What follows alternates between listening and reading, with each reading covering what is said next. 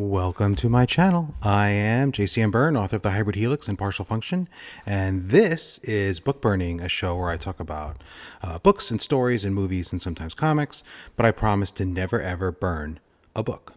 And today, this is take number 9 of my Politics in SFF video that I've been recording over and over again. I keep thinking I have down what I want to say, and I realize I made a mistake. Wasn't quite right, and I keep re-recording it. It's been happening for months, but I thought it's 2025, it's the start of a new year. I'm going to do it this time. I'm going to get it all down and tell you what I think.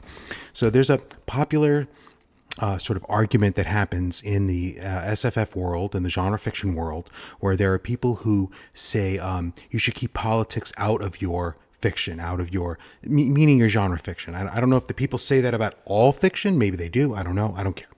We're talking about science fiction and fantasy, and then there are other people who say, "Look, that's you're either you're wrong in that shouldn't be a goal, or you're wrong because all art is inherently political." My friend Raph Bluetex says that all the time. I don't know if he's the originator of the quote, but he loves saying it. All art is political. So to say, "Oh, you have to keep politics out of your art, right, out of your literature that you create," it's a foolish goal. It's impossible because if all art is political, you just can't. So I think both sides are maybe missing the point, or can be misunderstood. So I'd like to sort of address what I think is the accurate way of looking at this topic. And okay, so let's start with is all art political? In there, quickly, if we think about this, we're going to see, look, it depends what you mean by being political. And I think the argument where people say that's ridiculous, they're coming from a point of they're thinking about what is explicitly political, right? So, for example, you might have a story where it's a near future science fiction where things are directly affected by modern day politics. So you might have something like it's just a few short years from now, and the country is, I don't know, overrun by illegal immigrants. The country meaning the U.S. I'm thinking about political topics that are common here. And you postulate that there's Democrats elected, and they liberalize immigration laws, and the country has been destroyed and overrun by immigrants. Right? If you made that your background, if that was your world building, that is explicitly political. You're explicitly saying that you think that certain kinds of politics would lead to certain kinds of consequences. That's not universal, right? Lots of people in this country would say, no, that's not what would happen. First of all, I'm not sure Democrats would do that, and then second of all, I'm not sure that would have the consequences you think it would have. So I'm not saying either way. That's not the point of this video. The point is clearly that would be an explicitly political thing. You could have actual people in your story who are politicians. You could have Donald Trump doing something in your story, like specific, like political, that when in your world building, that would be explicitly political, assuming he something he did as president. For example, he's going to be our president for the next few years. Dan Simmons has a near future a book where he wrote it, I think, at the time of Obama's presidency, and he's explicitly said in the book, okay, Obama's policies, his foreign policies, led to this current in the timeline of the book, right? This world building led to this issue with Russia. I don't know the details. It's not important here, and I'm not saying that Dan Simmons' analysis was correct or incorrect, but he's making a very clear political thing. So we have these very explicit politics that can happen, especially in science fiction, less so in fantasy. But even in fantasy, you can see, because at a certain point you realize that it's not just those very explicit things that are political, but other things become political in the sense of your worldview and your ethics had become politicized. So I'll give you a sort of slightly softer example. What if your book is set in the slightly further future, 2500, right? And you have a quick note, by the way, like by the late 21st century, where everyone realized that global warming was a hoax, blah, blah, blah, right? You're clear.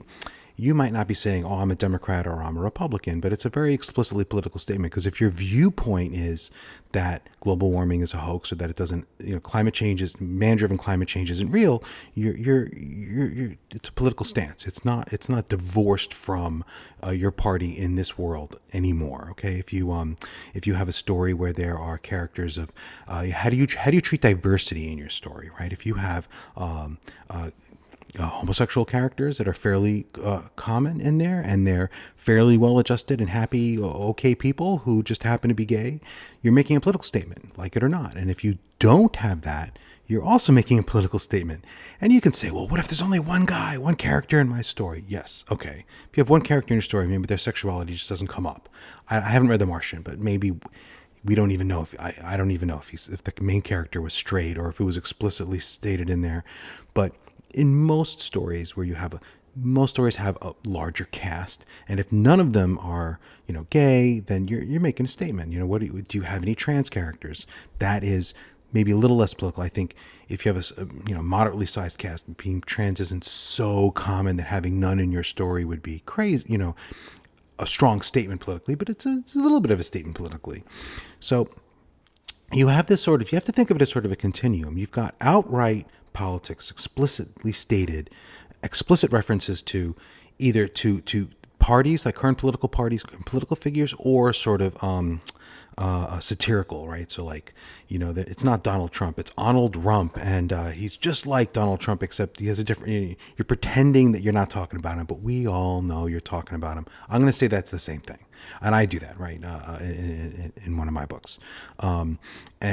And then you go all the way from that explicit to much more subtle things. For example, you could have a fantasy world. You could be like Shakespeare, where you have a fantasy world, and when there are noblemen who are like born of noble class, but are like separated at birth from their families, they're always better, like superior in all the ways to the poor people that they grew up with. They're morally superior, they're smarter, everything.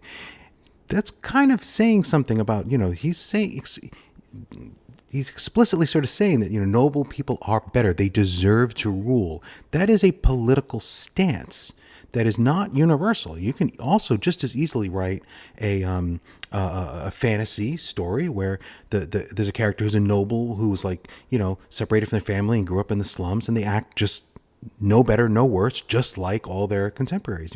How do you treat the poor people in your society? Are they poor because they're lazy and they don't bother working and they have a bad culture of some kind? Or are they oppressed and taken advantage of by the wealthier classes in your society? And this doesn't have to have anything to do with Earth. It could be a total secondary world fantasy, but how you describe those class structures in terms of like who's at fault, how they happen, that's political. Sorry, like it doesn't make you a Republican or a Democrat, but it's definitely a political stance you are taking.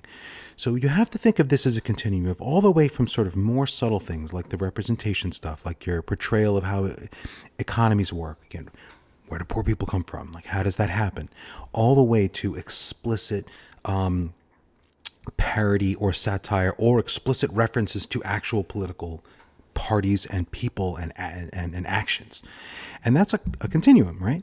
So then we say like, okay, does any of that belong in fiction, in SFF, right? In genre fiction? And if you look at that whole continuum, you can't take that stuff from the soft end, from the less explicit end. You can't take that out of your books. You can't have, or you can, but you'd have to really work. It would severely restrict the kinds of stories you're telling, which is not necessarily, bad, but it would do something to your fiction. But if you want to tell a broad range of stories, those political things are going to seep in. They kind of have to, and you can't think of an example where it doesn't. And then, but you have to put the more explicit stuff in your story. Well, if it's a secondary world fantasy, it'd be kind of hard to. You could make storylines where there are things happening politically in your world that very closely mimic things that have, like the rise of the Nazi Party. You could have that almost like step for step reproduced in your secondary world fantasy if you want, okay? And that'd be less common.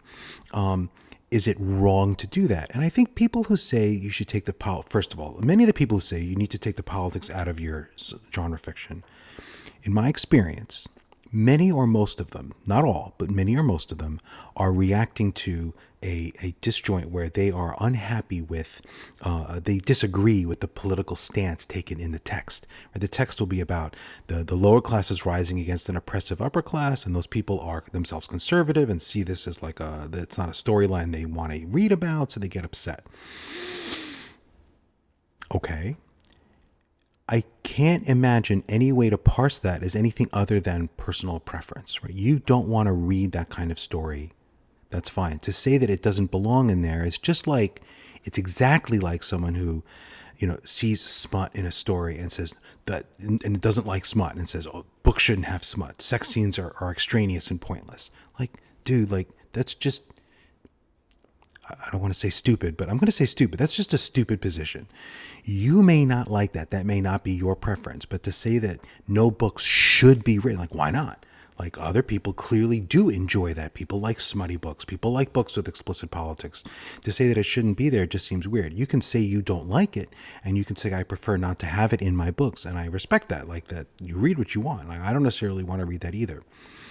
So I think that's part of the story. Part of the story is people say it shouldn't be there when what they really mean is, I don't like it and I prefer not to read it. I don't want it in the stories that I consume. And I think we all agree that if you phrase it that way, it's not really wrong, right? No one's going to have a problem with you saying, I don't like politics in the stories I read. If you say it that way, it's like, okay, all right, that's you. That's fine. That makes sense.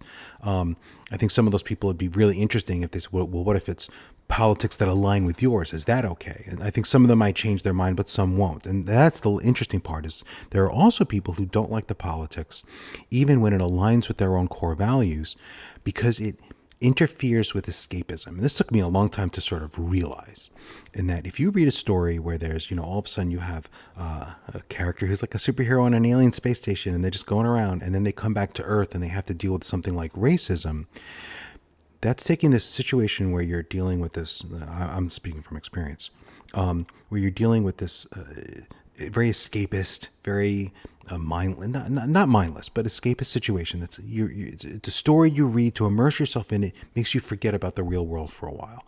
And then you come back, and if it is too closely tied to the real world, the politics in the story, the scenarios in the story, or the satire in the story reminds you of the things in the real world, maybe even the things that you want to escape from, that'll break how you feel about it. And that is a little bit like, I don't want politics in my books. And there's nothing wrong with that. There's nothing wrong with wanting escapism and not wanting to read another book about class warfare. Fantastic. Like, I don't like reading predominantly that kind of stuff myself either. Okay, I can watch the news if I want those kinds of stories. I don't really want those kinds of stories all the time. They're okay, and I'll read them occasionally, but for me, that's a stumbling block. And there, I think what you have to do as an author, and I think the only thing that's fair to your audience, is to treat your explicit politics, your political level, like how much of it is in there, the same way you would treat like smut, like how dark it is, how humorous it is.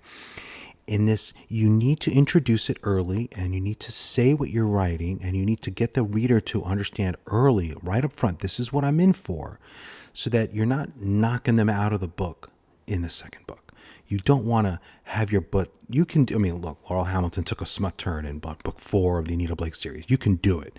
But generally speaking, I think it's a bad idea. I think it's unfair to readers. Readers want a certain thing. They're adults. They should get what they want. You don't want to introduce a whole bunch of political satire in the second book of a series. And again, I'm saying this because I did it. And I believe it was a mistake for this reason. If you want to write political satire, put it in up front, put it in book 1, put it in the first few chapters. Make it clear that this is what you're getting when you come to this book, when you consume this story. You are going to get this class warfare story. There's nothing wrong with it. That's great. But you don't sneak it into the last quarter. And I think the same way, you wouldn't sneak in like really grim and gritty violence or sexual assault. You wouldn't put that in. You need to warn people up front that this is what they're in for if you're going to do that in your book. And I think it has to be treated the same way as all these other things. How much humor. You don't have a book that's like dead serious for 3/4 of the book, and then all of a sudden there's all kinds of jokes and puns. You don't, because you're going to throw the reader out. And if the reader's not, the reader's going to read a book like, okay, this is a serious book. I'm reading the first few chapters. The first few chapters are serious. This is what I'm getting out of this book. And then you suddenly get a bunch of puns. It's like, it's an unpleasant experience for the reader for the most part. Some people can pull it off occasionally. There's going to be exceptions, but they're rare. Okay, so how do we keep politics out of our book? I think it's not that we keep it out of the book. What you need to do is you need to figure out how much of it you want to put in there. Do you want a full-blown political satire? Do you want to just make a few little points? But whatever you do, you make sure those threads are introduced early and maintained at a consistent level through the storyline.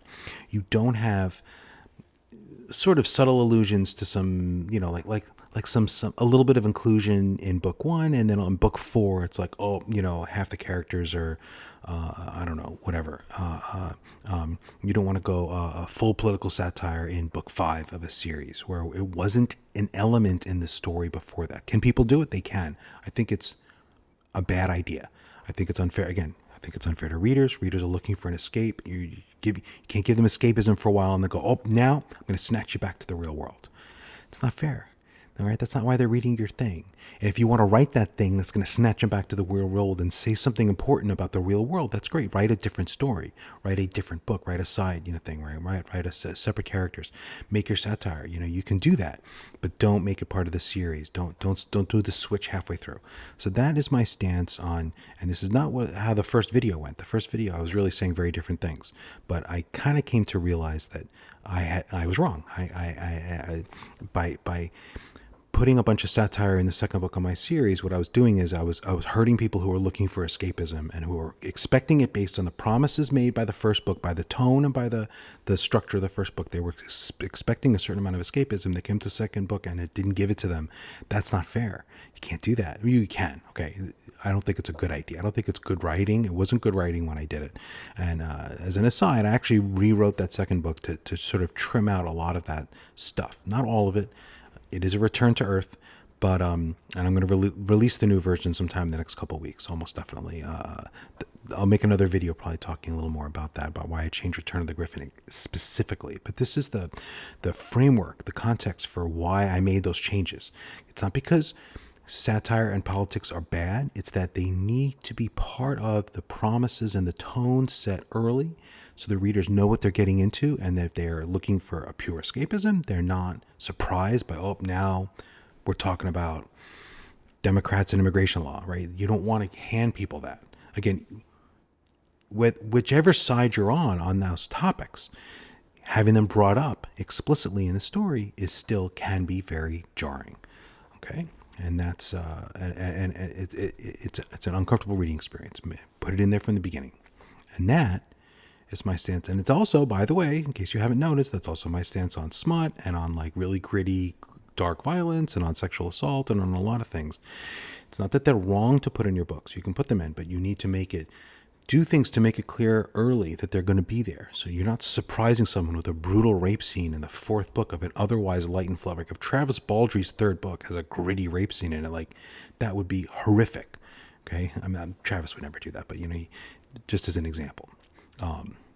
So that is what I have to say on this topic, and I think I got it. I think that was a pretty good encapsulation of my thoughts on this. I am JCM Byrne. It is Happy New Year. It is January 1st, 2025. I'm very excited. Looking forward to this year. I hope you guys have a great year. I hope you're excited. I hope you're not overwhelmed by everything happening. And take care. And I hope you get to read some great books.